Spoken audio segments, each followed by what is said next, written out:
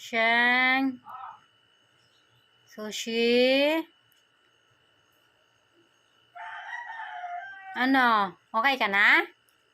Ha? Ha? Sheng? Ano? Okay ka na? Magaling na, Sushi?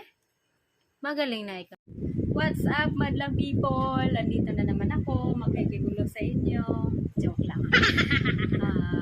Today, ang pag-uusapan natin ay tungkol sa ano yung mabisang gamot sa ubo ng ating alagang aso. Kasi nagbabago yung panahon ngayon, kaya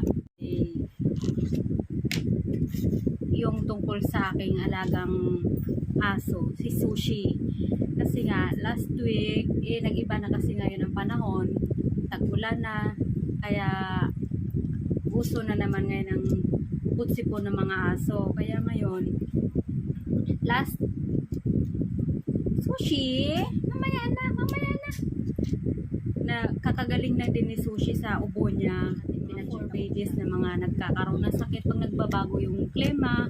Hindi lang tao yung nagkakasakit pag nagbabago yung klima, pati aso, pati mga alaga natin. Kaya yung alaga ko ay nagkasakit siya, nagkaubo. Ang tindi ng ubo niya, sobra-sobra yung pag-ubo niya. Halos di kami makakatulog sa ubo niya. Kaya pina-check up ko siya. Tapos yung mabisang gamot sa kanyang niresita ng vet. Ayan, kakagaling lang niya sa ubo. Malalaman nyo yung ano nyo, yung alaga nyo pag may ubo. Kasi nga, yung alam mo yung para siya nasanib, na akala mo na may nakain, na nalunok, o ano kaya siya, para nasanib, kaya ganun. Pero ito kasi siya, nitong huli, yung kanyang ubo ay sobra-sobra yung ubo niya. Napanood nyo naman siguro, di ba? Yung ubo niya, sobra-sobra. Kaya pina-check up ko siya. Tapos yung gamot na ibinigay sa kanya ng vet, ito yung gamot na ibinigay sa kanya. Ito yung mabisang gamot para sa kanya. Ang bilis lang, guys. Tsaka ito.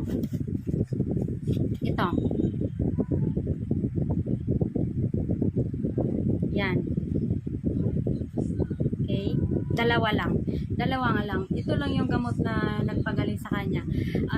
Sobrang effective talaga siya, guys. Promise. Kaya, alam nyo ba, guys, nung inubo siya nung araw na yun, tapos pina-check up ko kaagad siya, niya, epektibo talaga siya, guys. Grabe, naniniwala ako sa gamot na to kasi sobrang bilis niyang gumaling. After 5 days, tapos na yung inuman niya ng gamot, magaling na siya. Kaya ngayon, ang liksi na niya, di ba, Sheng? Na? Panuorin niyo siya. Ayan siya, oh.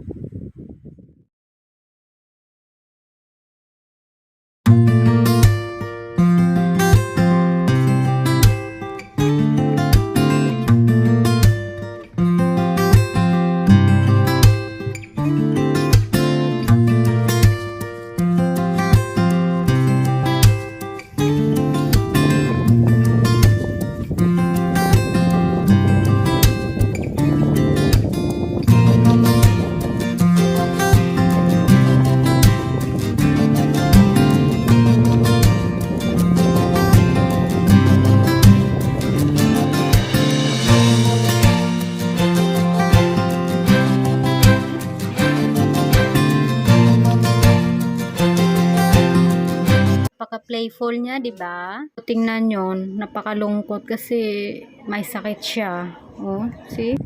Guys, wala namang ano, shinare ko lang sa inyo kung ano yung nagpagaling talaga sa alaga ko. Kasi, syempre, tayo mga pet lover, pag nagkakasakit yung mga alaga natin,